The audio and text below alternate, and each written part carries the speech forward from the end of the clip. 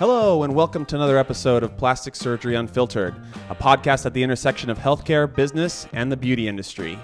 My name is Dr. Davila, your host. I'm joined by Dr. David Tur today. How are you doing? Great. Have a good weekend? A snowy weekend.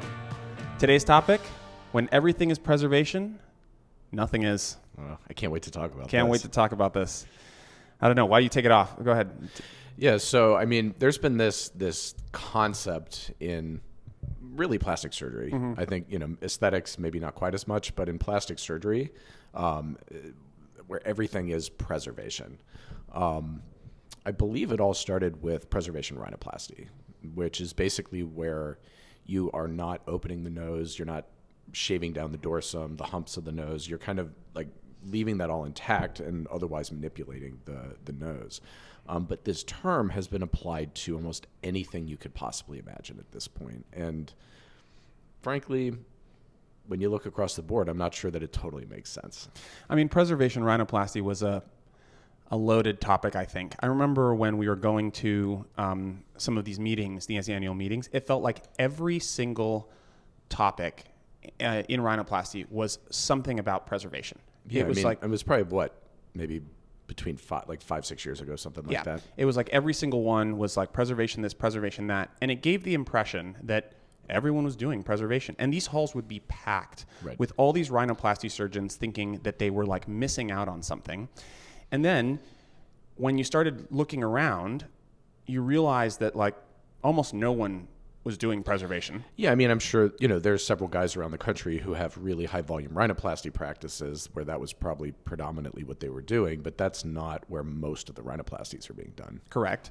And they really pushed this mantra that this was like the way to do this thing, but there was tons of excellent rhinoplasty being done all over the country that had nothing to do with preservation. Right, with other, I mean, we'll call them more traditional techniques, sure. I guess.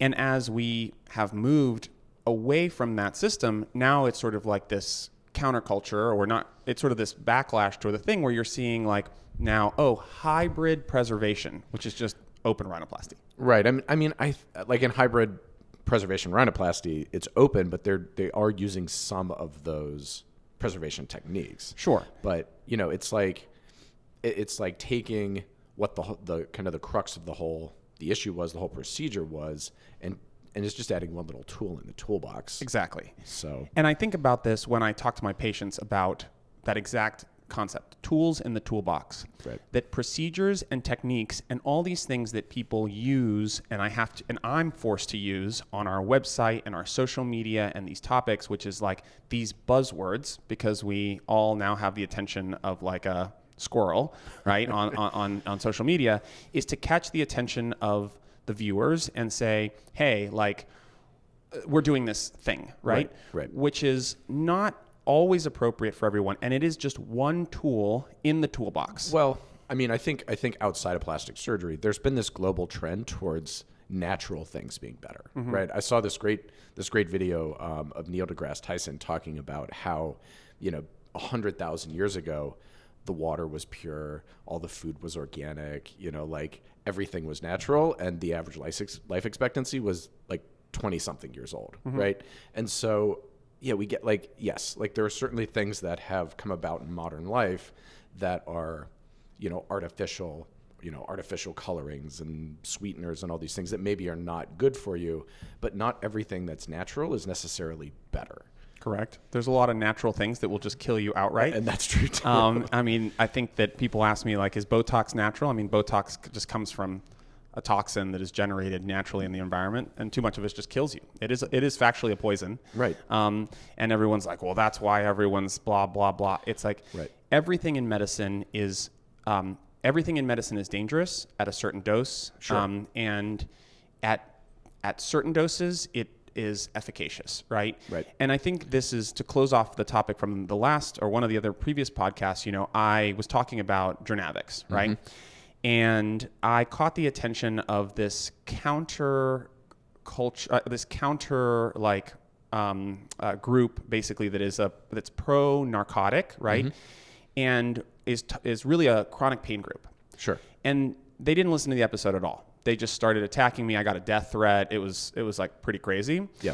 And they kind of completely miss the point. They're like, I would never go to a doctor who doesn't give narcotics. Like, you're a quack. And I go, well, I do give the patients narcotics. Right. This is like, it'd be like going to, build a house with only a hammer. Yes. Like you need a whole set of tools to build the whole house. Exactly. And the point of the episode is not, hey, Journavx is the only thing we're going to give you. It is that Journavx is now this excellent additional tool in our toolbox to make things happen.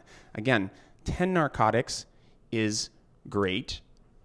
100 narcotics in a day kills you, right? Like Right. It is not about the medicine in of itself. It is about how we like leverage that in the grand scheme of all these things. Exactly. And so I think that when we talk about less is more at this company and this practice, it means we use less of each individual item, and that you're not going to do your whole house with a hammer. Right. We're going to use different tools to accomplish the same thing. In aesthetic medicine, I was just thinking, like, a great example of this, we've talked about this before, is fillers. Yeah. Right? At one point, fillers were the best thing since sliced bread. Like, get as much filler as you can, right? And it turns out then there were problems. People looked really unnatural. So does it mean that fillers are bad? No. They're a great tool for, small little subtle changes. But when all you have is a hammer, everything looks like a nail. Exactly. And this is happening in this industry with Botox. It's happening with filler. It's happening with, now it's the Radiesse thing. I've had 3-4 consults in the last couple of weeks about everyone putting Radiesse everywhere, right? Why? Because MERS did a big campaign to promote Radiesse. They're putting it out on the internet, like direct to consumers. Now everyone is getting Radiesse. Again, that is what happens when you do not go to trusted sources, board certified plastic surgeons, dermatologists, ENT, licensed professionals that really know what they're doing, and you're just going to like some and it's about having all of those tools available to you. Correct. Because sometimes all you need is, you need the little tiny screwdriver. Sometimes you need, the giant hammer, and sometimes you need a sledgehammer. Right. Like, it just depends on the job. You have to, and if you don't have those tools, people are going to try and make the tools that they have fit into that job. Exactly. And I think now, this is a great way to come back towards. Well, just before you go finish there, I think that this is not saying that those people are bad people, that they're doing, like, again, you go to an injector or you go to a med spa and it's a small med spa in your local strip mall. It doesn't mean that they're a bad clinician. No, not at all. It doesn't mean that at all.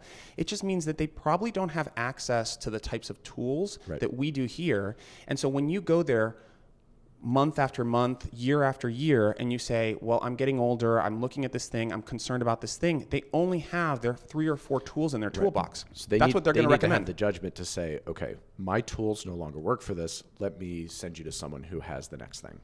And frankly, we see patients sometimes that are, outside of our scope of practice too. Sure. Incredibly complicated cases like, multi-redo rhinoplasty, for example.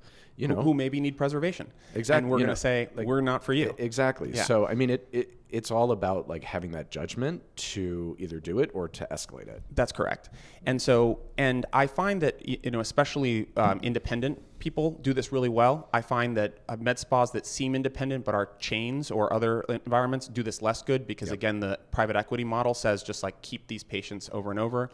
But it really is about that kind of judgment and knowing that not everyone is supposed to get a Kylie Jenner half under the muscle 430 whatever the heck implant she got. Right. That was right for her. Right. You coming in and requesting that is not really how that should work, right? Exactly. And if you go to a plastic, and you will definitely find a plastic surgeon who will just do that, right? Mm-hmm. With who knows what credentials, and then you may look awful, right? You want someone who's going to customize this to you. And I think this is where this preservation thing comes back. Yeah, 100%. I mean, I would say, outside of rhinoplasty, the biggest concept of preservation in plastic surgery now applies to breast surgery. Mm-hmm. And specifically, at least in the US, we're talking about the Motiva Preservate procedure. Now, sure. I mean, there's been other, we can talk a little bit more about kind of how we've approached that, but kind of to the global audience, I think that's probably and rapidly will become the most common and most accessible form of preservation breast surgery. Correct. And I think they're using the word preserve, which is why it's pushing the word preservation out there, and they're doing a lot of direct-to-consumer marketing.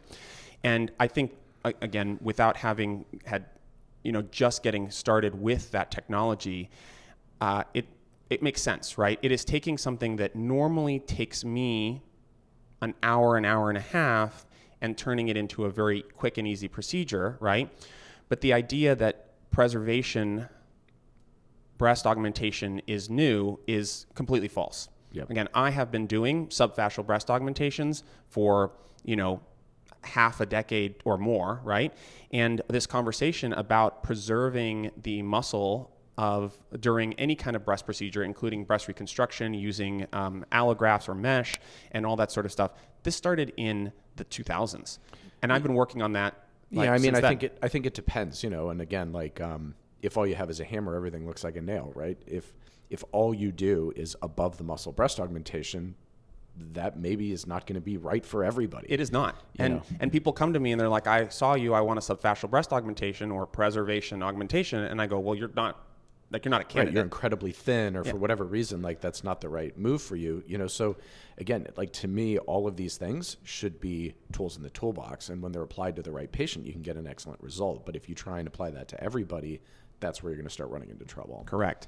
And that's why you come to me for the consultation, or you for the consultation.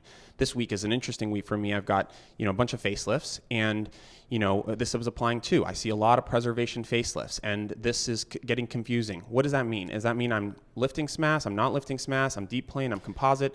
I'm not opening the neck?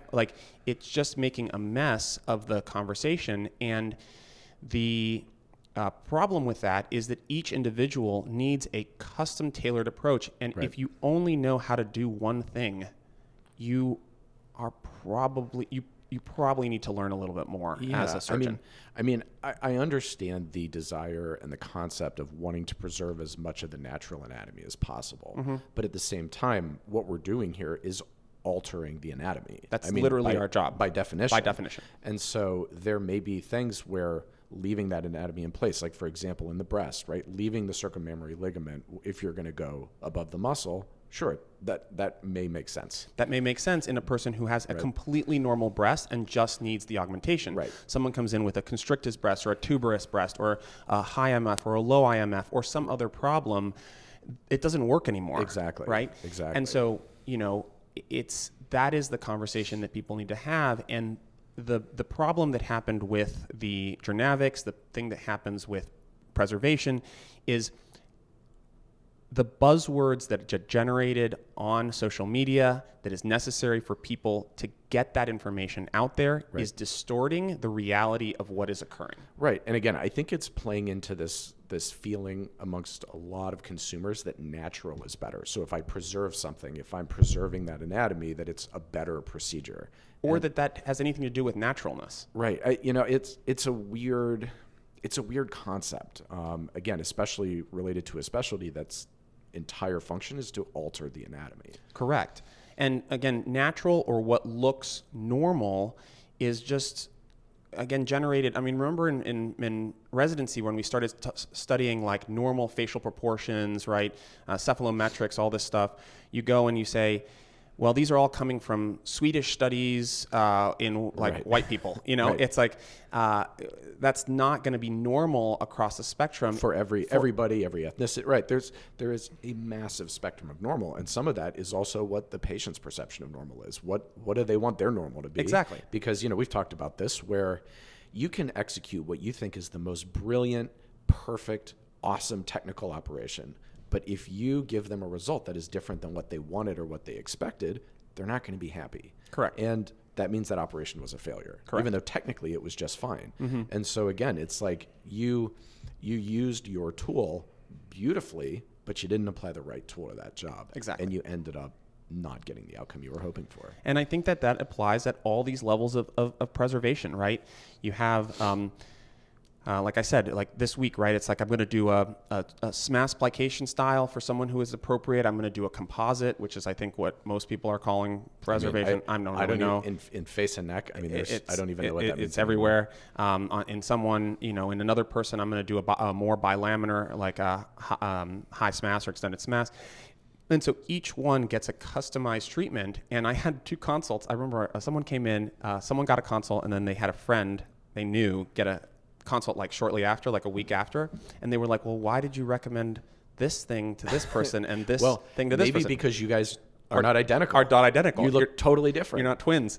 I mean, it would be weird, I guess, if they were twins and I recommended something different, but you are 2 different people. I would hope that your plastic surgeon would give you 2 different answers for 2 different anatomies and facial appearances. And so it's just this preservation thing is getting out of hand. And I find that the people who are really promoting it are kind of late to the show. Again, like, this has been around, and the techniques that we're talking about right now, we've been doing in this office, and has been happening for... I mean, I think, I was just thinking, like, what you said earlier, when it comes to breast, that could mean several different things to several different people. Like, in your mind, you're preserving the muscle. But, with the Preservé system, you're preserving the circummammary ligament, but not the muscle. It's not a subfascial, it's a subglandular. It's a subglandular augmentation, yeah. And so, like... Are they both preservation techniques? Sure, because there's no official definition. You can call anything you want preservation. Sure. Right? And guess who was doing preservation augmentations? Guess when the first preservation augmentation was performed? Well, it was performed in like the 1960s. When they first started doing it. When they first started doing it. The technology sucked, and so they had a ton of complications. Yeah. So they went under the muscle, and now the technology's improved, so we've gone above, and the techniques have improved, so we go back above.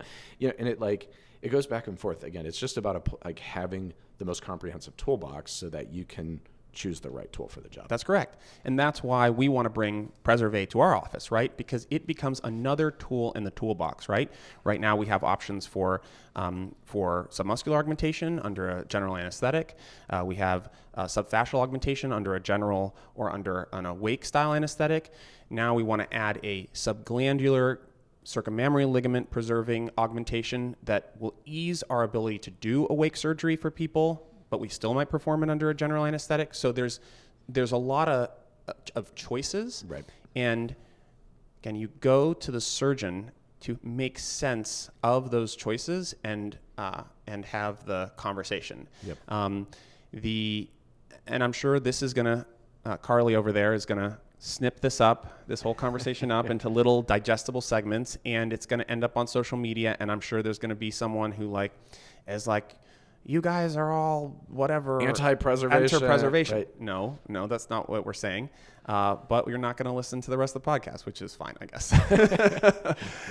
Right. But yeah, I think that, I mean, is there, what are your thoughts on the idea of becoming a one technique surgeon, or how people want a surgeon who is like a specialist or the master of this one technique? I mean, I think that, for example, when I was in fellowship, I operated with people that only did one kind of surgery, right? And so, I operated with, I learned rhinoplasty from a guy that only did rhinoplasty, and he was a technical master of rhinoplasty. And did he use a lot of the same techniques for most of the patients? Yes, but when there were variations in anatomy, he would adapt what he does to that patient. And so he's not doing it may seem to the casual observer like he's always doing the same operation, but there's a lot of variability to adapt it to each patient. And so I think in that sense, that's probably fine. But again, if you're some clinic somewhere and all you do is Preservé, and you have someone who's got a very small breast and wants a small implant, and that might work for them, but you have someone who has a small breast and wants a gigantic implant, and you do the same thing, maybe you have problems. Or like you said, if someone has a constrict, there's a million reasons why that might not work. And so I think that some certainly expertise in an area is good, but overselling or overusing one particular technique is probably not appropriate. Yeah, and again, this conflicts because this is a podcast also about the business of the healthcare industry and the beauty industry. And this conflicts with the algorithms, right? It's like, in order to make sure that this podcast ends up on your screen or in your face, if you're not following, I basically have to hammer this concept home. So I have to be saying, Preservé this, Preservé that, Preservé over and over again. Right. This is the year of preservation, et cetera, when... and then we get people who come in asking for preservation. Well, you're not a candidate, right? Right. And so then it ends up almost feeling like a bait and switch. Yes. Because, it's like, Yeah, because it's hot. So Because it's hot. people want to come in because it's hot, and if it turns out you're not the right candidate, a good candidate for it, and we do it anyway, then you're going to have someone who's unhappy. Yeah. And I think this is a word of caution to, the business-sided people who listen to this podcast when they're interested in the beauty industry, which is like, this is going to happen to you, right? You're going to have a rep come into your place. They're going to suggest this tool. You're going to buy that tool. And then you're going to feel like what you have to do is like promote that tool nonstop. And they emphasize that, right? They're like, we're going to give you a 3 to 6 month, $5,000 to advertise the thing. And you start to sort of work a little bit for the company rather than them work for you. And then, hey, you spend all this money on this thing. I'm going to push it to every single person who comes through the door. Even if it's not the right tool for them. Correct. And so this is something that I think that people who are in this industry really have to watch out for and be very careful. Like, these technologies are right in the right setting, in the right hands, in the right circumstance. Sorry, is what I'm trying to say. I mean, like I was just thinking, right? Like, we're both engineers, and I think like foundationally we're both very engineering minded.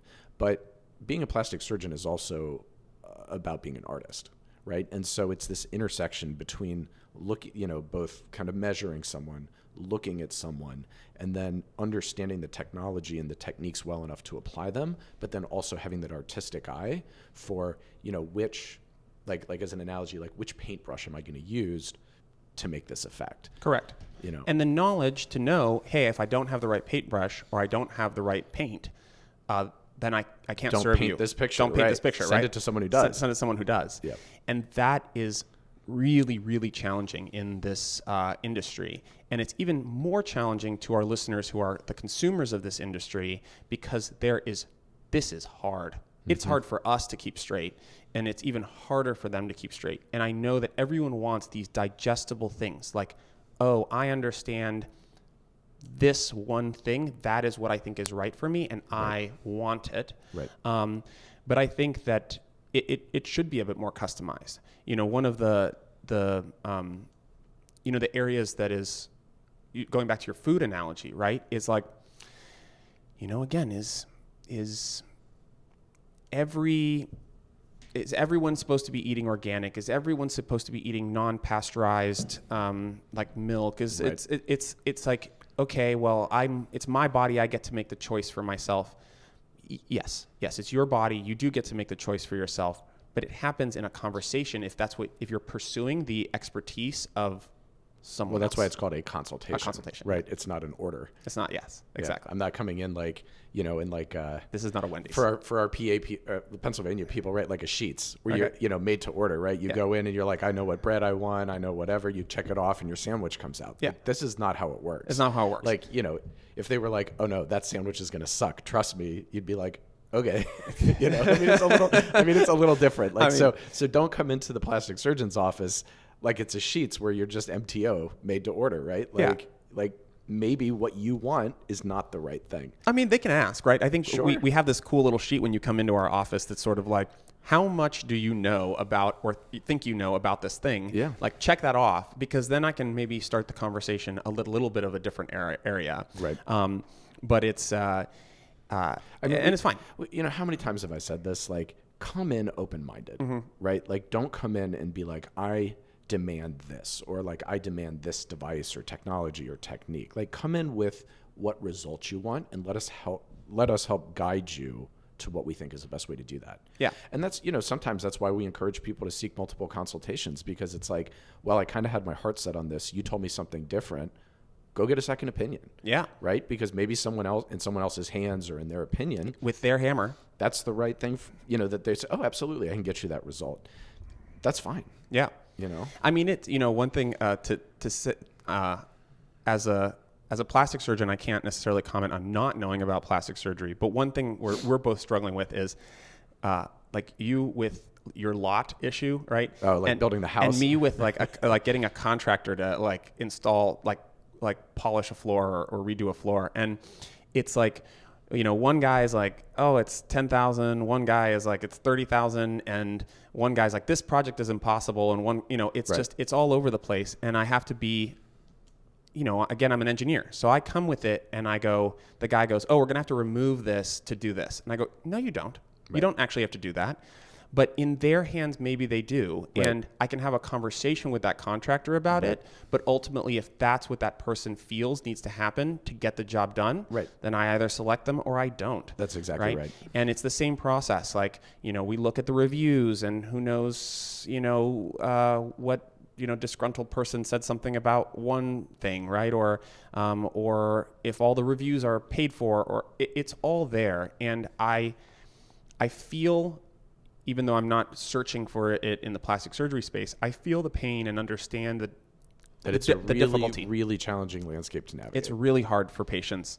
And I understand that. And we'll do our best, right, to really give you what we think is right. And I think if you come here, the one thing you'll know is that if we can't do it, we'll try to find you someone who can. Yeah, and I mean, we're not going to, we're not just selling you something. Like, we really want people to get their best result. That's correct. And be happy, because that, at the end of the day, is what it's all about. It's all about.